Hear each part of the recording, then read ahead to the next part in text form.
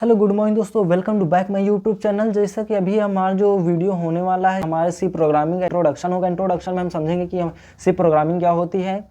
तो इसके साथ साथ और सारे प्रोग्रामिंग में ये हमारे जो सीरीज़ होने वाले सी प्रोग्रामिंग पर होने वाले सी प्रोग्रामिंग में केवल हम ये स्टेप बाय स्टेप पूरी प्रोग्रामिंग को ये देखेंगे। जैसा कि अभी हम आज केवल इंट्रोडक्शन में देखेंगे प्रोग्रामिंग क्या होती है, लैंग्वेज क्या होती है, क्या हाई लेवल लैंग्वेज होती है, क्या लो लेवल लैंग्वेज होती है, इंटरप्रेटर क्या होता है, सेंटेक्स वगैरह, मतलब सारी चीज़ें क्या होती है आपको एक वीडियो में कंप्लीट करवा देंगे। थोड़ा वीडियो लंबा भी हो सकता है, बट आपको देखना है तो आप बारीकी तरीके से समझ सकते हैं। अगर आपको ये वीडियो देख लेंगे तो आपके कोई भी लैंग्वेज आसानी से आप सीख सकते हैं। जैसा कि अब हम जैसे स्टार्ट करते हैं कि हमारा जो होने वाला प्रोग्राम है, जैसे मान लीजिए सबसे पहले हमारी एक प्रोग्रामिंग पढ़ते हैं, व्हाट इज प्रोग्रामिंग। ठीक, evolution of programming language. Programming language जो होती है मतलब एक बहुत इंपॉर्टेंट लैंग्वेज होती है, एक तरीके से कंप्यूटर लैंग्वेज होती है, जिसे कंप्यूटर को पता चलता है, यानी सीखने के लिए कंप्यूटर जो समझती है।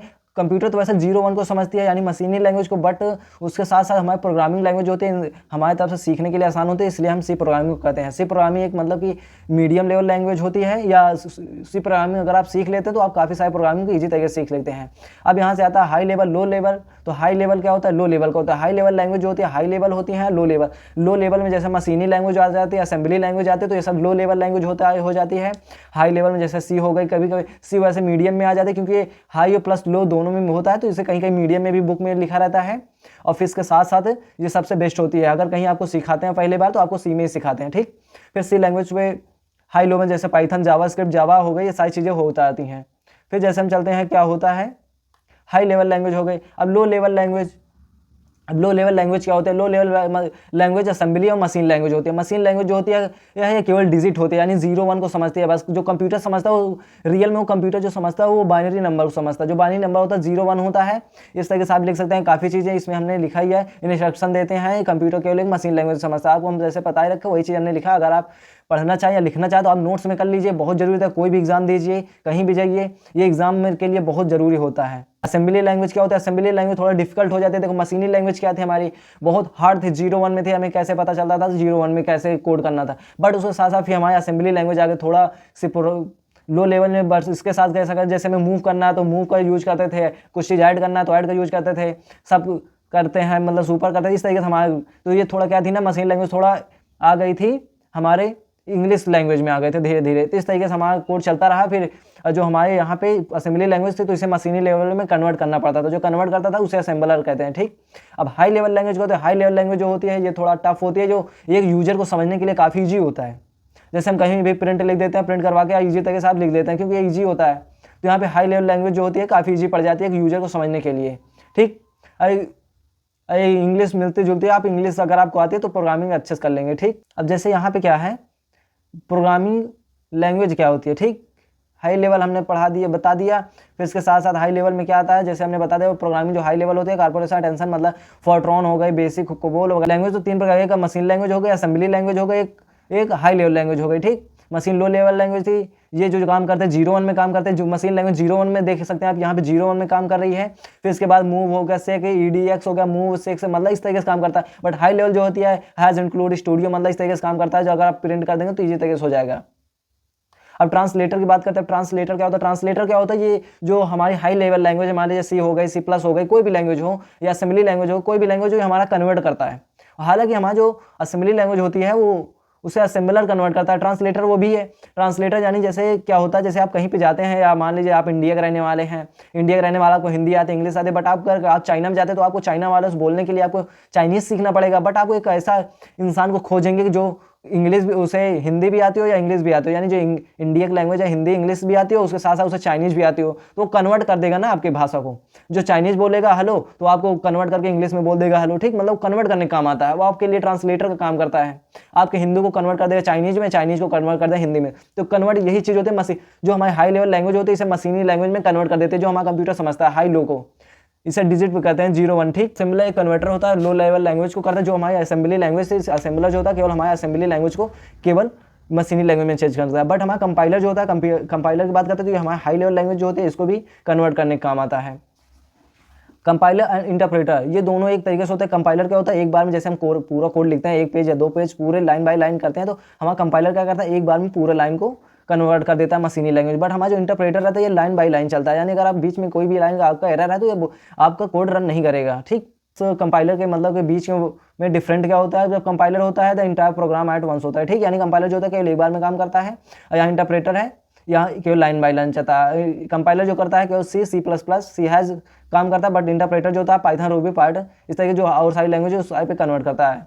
अगर हिस्ट्री ऑफ सी के समझे तो हिस्ट्री ऑफ सी की जो होती है सब जो होती है एक फोर्ट्रॉन आती थी। फोर्ट्रॉन क्या होती है, एक फार्मूला ट्रांसलेशन लैंग्वेज थी जिसे मतलब कि फार्मूला वाली चीज़ें जो थी इसके अंदर काम करते थे, बट एक फिर इसके साथ साथ मैथमेटिक्स में जो आने लगा जो फार्मूला था वो सारे मैथमेटिक्स में काम करता, बस इस तरीके से एक कोबोल आ गई लैंग्वेज। फिर कोबोल क्या होती है, कॉमन बिजनेस ओरिएंटेड लैंग्वेज आ गई। फिर इस तरीके से धीरे धीरे टाइम बढ़ता गया, फिर उसके साथ हमारी एक सी प्रोग्रामिंग आ गई। 1972 में हमारी लैंग्वेज आ गई थी, जिसे हमारे जो बनाने वाले थे इनका नाम था डेनिस रिची ने, जो 1972 में इन्हें सी प्रोग्रामिंग लैंग्वेज की बना दिया था। बट इसके साथ साथ हमें इन्हें सी प्रोग्राम की जरूरत नहीं थी, बट इन्हें बनाना था यूनिक्स का एक ऑपरेटिंग सिस्टम है। जब इन्हें यूनिक्स बनाना था तो इन्हें काफ़ी टफ लगा था, बट इसके साथ साथ इन्होंने सबसे पहले सी प्रोग्रामिंग को बनाया, फिर उसको सी प्रोग्रामिंग को यूनिक्स को बनाने के लिए इन्हें सी प्रोग्रामिंग को नई चीज़ों को बनाना पड़ा। तब से सी प्रोग्रामिंग सारी लैंग्वेज से ईजी पड़ गए, तो सारे जितने यूजर थे तो सी प्रोग्रामिंग काफ़ी ज़्यादा ईजी पड़े, तो सी प्रोग्रामिंग सबने करना स्टार्ट कर दिया।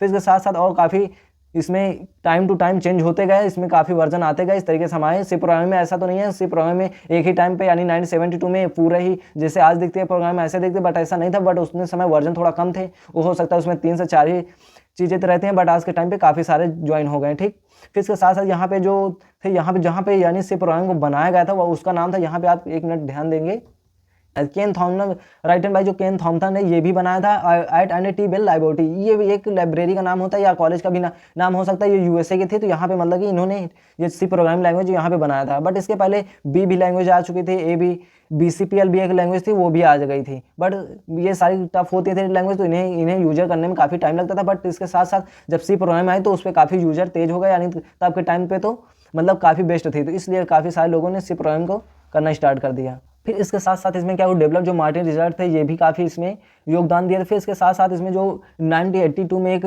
एनसी नाम की जो अमेरिकन नेशनल स्टैंडर्ड इंस्टीट्यूट था, इसमें भी काफ़ी सारी चीज़ों का हुआ था, यानी जो हमारे सी प्रोग्रामिंग थी 1989 में हमें मतलब कुछ वर्जन और ऐड किए गए थे, तो यहाँ पे ANSI में भी किया था। फिर इसके साथ साथ और काफ़ी डेवलप होते गए। फिर इसके साथ कैरेक्टरिस्टिक सी प्रोग्रामिंग को आप पढ़ सकते हैं, मिडिल लेवल लैंग्वेज जो सिंपली हो गई, इसके तरीके से सारी चीज़ें चलती गई और सी प्रोग्रामिंग को काफ़ी आगे बढ़ते गए, ठीक।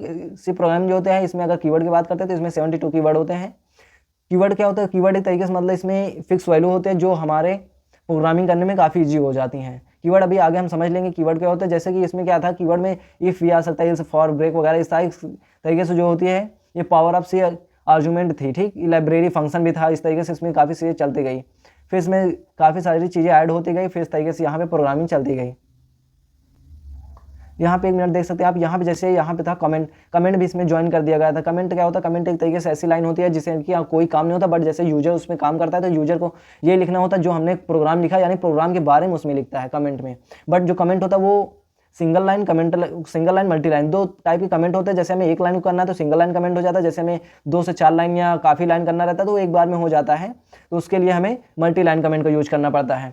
कमेंट बेसिकली वही होता है कि जो कमेंट का हमें कोई यूज नहीं पड़ता है, इसमें क्या रहता है जो हम प्रोग्राम लिखे हैं उस प्रोग्राम के बारे में उसमें लिखना रहता है, ताकि अगर आपको नए यूजर आपके प्रोग्राम में अगर नए यूजर आए तो उसे काफ़ी तरह से पता हो जाएगी ये जो पिछला प्रोग्राम था या पहले जो प्रोग्रामर था उसने क्या लिखा था प्रोग्राम में, ठीक। इस तरीके से इसमें समझ जाते हैं। यहाँ जो मेन फाइल आ जाती है हैज़ इंक्लूड, क्या होता है हैज़ इंक्लूड जो होता है, हैज़ का मतलब होता है प्रीपोजिशन डायरेक्टरी होता है, इंक्लूड के माने ज्वाइन करना, ठीक।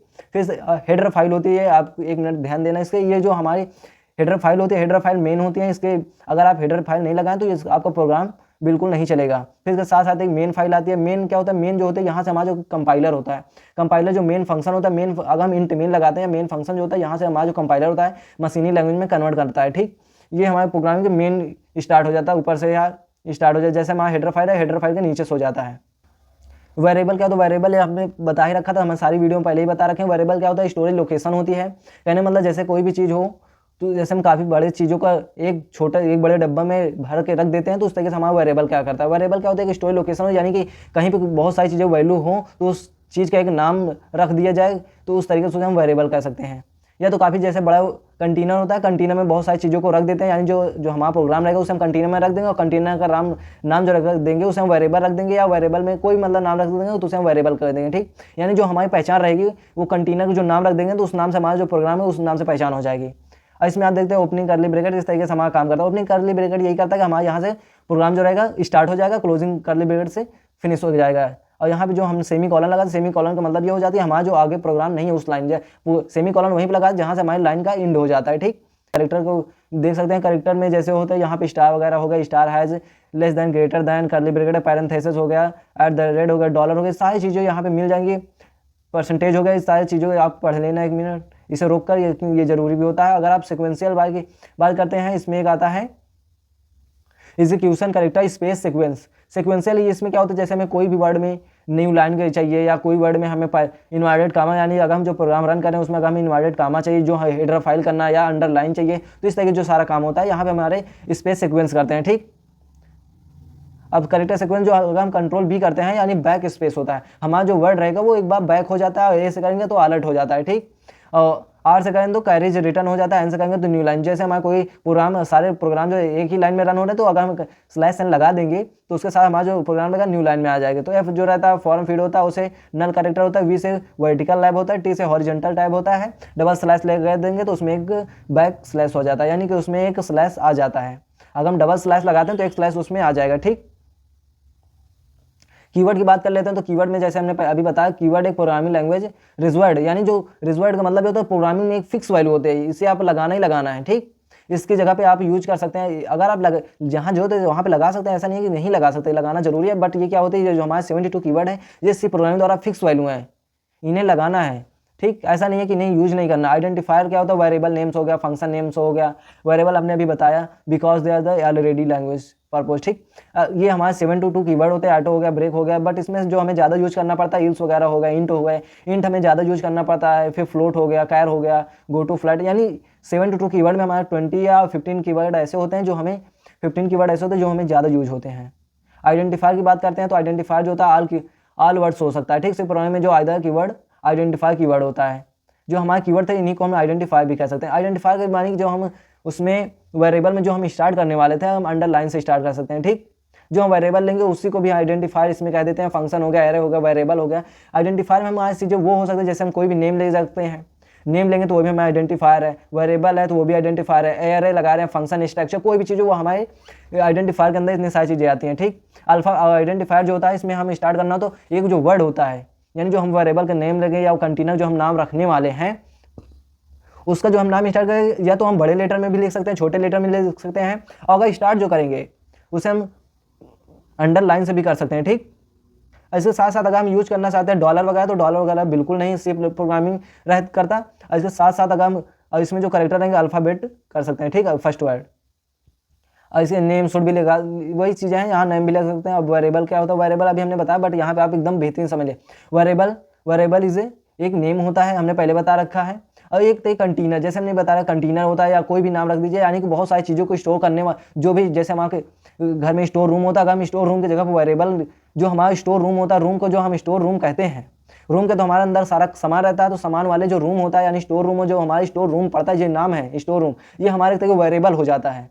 ठीक, और डिक्लेरेशन की बात करते हैं, डिक्लेरेशन ऑफ वेरिएबल तो हमारा वही हो जाता है जो हमने अभी बताया। ठीक, जो टाइप हो जाता है, डाटा टाइप हो गया, इसे कहते हैं रेंज हो गया, डिपेंड्स ओपन, डाटा टाइप हो जाता है, जो हो गया सिंटैक्स हो गया, डिक्लेरेशन वेरिएबल। ठीक, अब जैसे आते हैं यहाँ पे हमारा जो सी प्रोग्रामिंग में होने वाला मेन टॉपिक है। अब जैसे हम यहाँ पे हेयर डाटा माई बी फ्लोट का है, जैसे कीवर्ड हमने अभी बताया, कीवर्ड में हमारे यही कीवर्ड होते हैं, जैसे फ्लोट हो गया, कैर होता है, इंट जो होता है, इंट हमारा जो नंबर लेता है 1 2 3 4 5, यानी इन सारे जो नंबर होते हैं इंट लेता है। पर फ्लोट वैल्यू क्या है, फ्लोटिंग वैल्यू, आप जानते हो कि अगर मान लीजिए कोई 2-4 वैल्यू में बीच में अगर पॉइंट लग गया तो वो फ्लोटिंग वैल्यू होती है। अगर कैर की बात करते हैं तो कैर जो होता है हमारे एक तरीके नेम वाली वैल्यू हो गई, एज हो गया, यानी जो इंग्लिश वाले जो वर्ड होते हैं, अगर हम नेम लिखना चाहते हैं ABCD में जो, तो उसमें हमें वो हमारे जो कैर वैल्यू हो गया। डबल क्या होता है, अगर हमें कोई चीज़ बहुत लंबा चाहिए, मान लीजिए मैं नंबर हर चीज़ जैसे इंटीजर हो गया तो ज़्यादा वैल्यू को नहीं ले सकता, बट इसी तरह अगर हम डबल लगा देंगे तो काफ़ी बड़ी वैल्यू को ले लेगा, बस इसका कोई नाम नहीं है। अब जैसे यहाँ पर हमने इंट का यूज कर लिया है, इंट जो हो गया हमारा कीवर्ड हो गया, ये एक्स जो हो गया, हमने कहीं भी चीज़ को कीवर्ड लगाया होगा तो हमारा एक्स जो है यहाँ पे वेरिएबल यानी स्टोर कंटेनर कोई भी हम यहाँ पे बोल सकते हैं। ठीक, एक्स जो हमारे कंटेनर का नाम हो गया। फ्लोट जो हो गया, फ्लोट यहाँ पे हमने फ्लोट जो है इसमें जो इंटीजर लिया, यहाँ हमारा सैलरी है, सैलरी भी एक वेरिएबल हो गया। कैर जो होता है यहाँ हम नेम लेंगे तो कैर यहाँ पे जो हमने ग्रेड लगाया, ग्रेड भी हमारा एक वेरिएबल हो गया। ठीक, इस तरीके से हमारे यहाँ पे काम करता है। आप इस सारी वेरिएबल टाइप्स ऑफ कैर इस तरीके से आप पढ़ सकते हैं, ज़्यादा रियलिटी नहीं, वीडियो लंबा हो जाएगा। इनिशियलाइजेशन वेरिएबल की बात करते हैं तो यहाँ पे जो होता है variable declaration undefined value commonly known garbage value, ठीक है। Assign the initialization variable is the instead of the initialization variable. यहाँ पे जो होता है हमें क्या करना है, जो अगर हमने इंट पहले हमने बताया, इंट जो हमारे कीवर्ड हो गया जो सी प्रोग्रामिंग द्वारा फिक्स वैल्यू होते हैं, बट इसी जगह जो हमारा ए है वे ए जो यहाँ पे है ये हमारा वेरिएबल हो, यहाँ पे जो इक्वल लगाया यानी जो हमने ए लिखा है ये हमारा 5, अगर हम 5 लिखेंगे एक जो हमारे ये जो हमारा कंटेनर नाम है उसके अंदर हमारा जो 5 है 5 उस कंटेनर के अंदर है, या डब्बा है, डब्बा के अंदर मैंने 5 को स्टोर कर दिया, ठीक। कहने मतलब जो हमारा स्टोरेज रूम था उसके अंदर हमारा जो 5 है 5 स्टोर है, जो स्टोरेज रूम का नाम था वहाँ पे ए लगा है, ठीक। यहाँ पे हमने इंटीजर में हमने नंबर लिया है तो इंटीजर वैल्यू, फ्लोटिंग वैल्यू की बात तो यहाँ पे पॉइंट वाली वैल्यू लेता है। अब यहाँ पे जैसे हमने वाई लगा दिया, ठीक। अब वाई पे क्या करेंगे, यहाँ पे हमने कैर में लगा रखा था पहले, कैर में हमने यहाँ पे CH प्लस वाई लगा दिया, यहाँ पे भी हमने जो लगा ये भी वेरिएबल है, ये भी एक कंटेनर है, यानी यह कंटेनर होगा वेरिएबल, यहाँ पे हमने फ्लोटिंग वैल्यू को स्टोर कर रखा है, ठीक। अब डबल जैसे हमने यहाँ पे लगा डबल नम लगा दिया तो यानी हमारे काफ़ी बड़ी वैल्यू को ले लेगा यहाँ पे। अब आउटपुट की बात करते हैं, आउटपुट सी क्या होता है, आउटपुट सी की बात करते हैं जो हम वैल्यू को चाहते हैं या जो हम प्रिंट करवाना चाहते हैं वो वैल्यू को करेगा, ठीक। यहाँ पे आप पढ़ भी सकते हैं that is the many function program the input process of the given output operation the moment यानी जो आप चीज़ों को वैल्यू को रन कराएंगे वो चीज़ें अगर आउटपुट में जो आती हैं उन सारी चीज़ों को जो हमारा कंपाइलर रहेगा जो उसे रन करके देगा वो हमारी जो वैल्यू रहेगी उसे हम कहते हैं आउटपुट, ठीक। इनपुट यानी इनपुट को मतलब जब सबसे पहले हम इनपुट देंगे यानी प्रोग्राम लिखेंगे, फिर उसके साथ साथ हम आउटपुट देंगे, आउटपुट देगा, ठीक, प्रोग्राम। यहाँ पे रीडिंग इनपुट की बात करते हैं, input reading of the scanf यानी जो हमने इनपुट देने वाले जो हमारा एक स्कैनएफ होता है, जैसे हमें एक प्रिंट होता है एक स्कैनएफ होता है। अगर हम प्रिंट को यूज करते हैं तो हमारा जो प्रिंट करने का वो हमारा जो हम प्रोग्राम में लिखेंगे वही चीज़ें हमें प्रिंट करके देगा। अगर हम वही जगह पर स्कैन में लिखेंगे तो स्कैन में हमें क्या करना है, जो चीज़ें हम खुद लिखना चाहते होगा, जहाँ प्रोग्राम रन कर रहा है वहाँ पे हम कुछ लिखना चाहते तो वहाँ पे हम प्रोग्राम को लिख सकते हैं, ठीक। अब यहाँ पे जैसे हमने यहाँ पे लिखा है स्कैनएफ, ठीक। स्कैनएफ में यहाँ पे फॉर्मेट स्पेसिफायर, फॉर्मेट क्या होता है, फॉर्मेट स्पेसिफायर यहाँ पे %db लग सकता है, ठीक। और यहाँ पे वेरिएबल नेम यानी जो हमने वेरिएबल या कंटेनर नेम या स्टोरेज रूम का जो नाम था या डब्बा का नाम था जो वो उसे हम दे देंगे, ठीक। तो हमारा कोड आराम से रन करके दे देगा। और अगर ऐड की बात करते हैं तो ऐड हमें लगाना जरूरी होता है क्योंकि हम इनपुट ले रहे हैं तो इनपुट में लगाना जरूरी हो जाता है, ठीक। एंड यहाँ पे बात करते हैं तो इसी तरीके से हमारा काम चलता रहता है। यहाँ पे हमारा जो सबसे सिंपली प्रोग्राम हमने लिखा है, प्रोग्राम यहाँ पे है हैज़ इंक्लूड, यहाँ पे देख लीजिए हैज़ इंक्लूड है, स्टूडियो है, हैज़ इंक्लूड पहले बता रखा है, जो होता है प्रीपोजिशन डायरेक्टरी, इंक्लूड जो होता है यानी जो फाइल हमें इसमें इंक्लूड या ज्वाइन करना है, स्टूडियो मतलब स्टैंडर्ड इनपुट और आउटपुट होता है, इसका मतलब हेडर फाइल होती है। यहाँ पे वही है, कोनियो का मतलब होता है कंसोल इनपुट आउटपुट, ठीक। इंट मेन जो हमने बता रखा है ये मेन फाइल होती है, यहाँ से कंपाइलर स्टार्ट कर देता है रन करना या कंपाइल करना। ये हो गया ओपनिंग करली ब्रैकेट, इसके अंदर जो हमने यहाँ पे सारा प्रोग्राम होने वाला है ये प्रोग्राम को हम लिखेंगे, ठीक। फिर यहाँ पे हमने रिटर्न लगा, रिटर्न का मतलब जो हम रिटर्न क्या होता है, एक हमारी वैल्यू जो होती है रिटर्न करने का काम आती है, जो हम देंगे इस वैल्यू को हमें रिटर्न करके दे देगी। और यहाँ पे स्कैनएफ का मतलब होता है क्लियर स्क्रीन, यानी जो हम जब कभी कोड को हम रन कराएंगे, हालांकि अब बहुत सारे सॉफ्टवेयर में इसकी जरूरत नहीं पड़ती बट आपको जानना जरूरी होता है। क्लियर स्क्रीन मतलब जैसे हम एक बार रन कराए कोड को तो हमें जो कोड को रन कराया तो वो कोड एक बार किया, फिर जब हमने रन कराया फिर जो हमारी वैल्यू थी फिर वही आ गई, फिर एक बार रन कराया तो फिर वैल्यू जैसे बार बार वैल्यू आती रहेंगी। तो इस तरह से क्लियर स्क्रीन लगा दो, जो हम वैल्यू एक बार रन कराएंगे तो वही वैल्यू आएगी, फिर एक बार रिफ्रेश हो जाएगी, ठीक।